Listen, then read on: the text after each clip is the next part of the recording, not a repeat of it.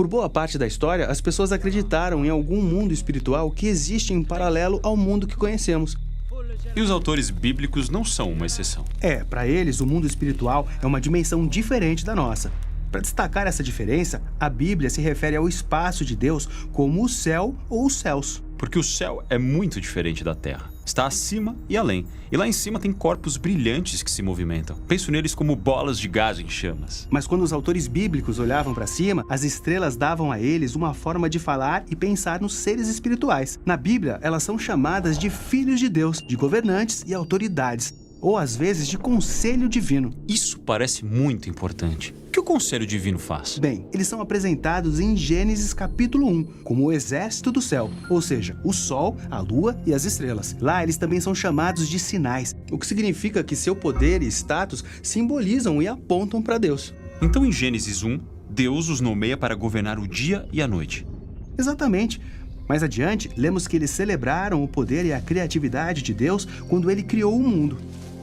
Como a torcida de um jogo. Isso mesmo. Também tem histórias na Bíblia em que Deus convida o conselho divino para participar de uma decisão, como quando ajudam a decidir como derrubar o rei corrupto israelita Acabe, ou no livro de Jó, no qual debatem a política de Deus de recompensar pessoas boas. Então eles são como a equipe de Deus. Mas por que Deus precisa de uma equipe? Se ele é poderoso para criar o universo inteiro, com certeza poderia governá-lo sem ajuda.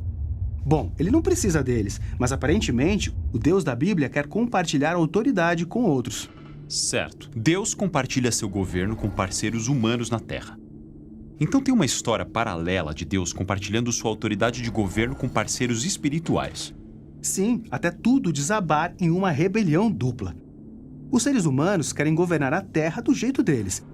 Então começam a construir uma nação usando sua definição de bem e mal. É a famosa história da construção da Babilônia. Mas veja isso, quando os autores bíblicos, como Moisés ou Isaías, olhavam para as origens da Babilônia, viam mais do que uma rebelião humana, mas também uma espiritual.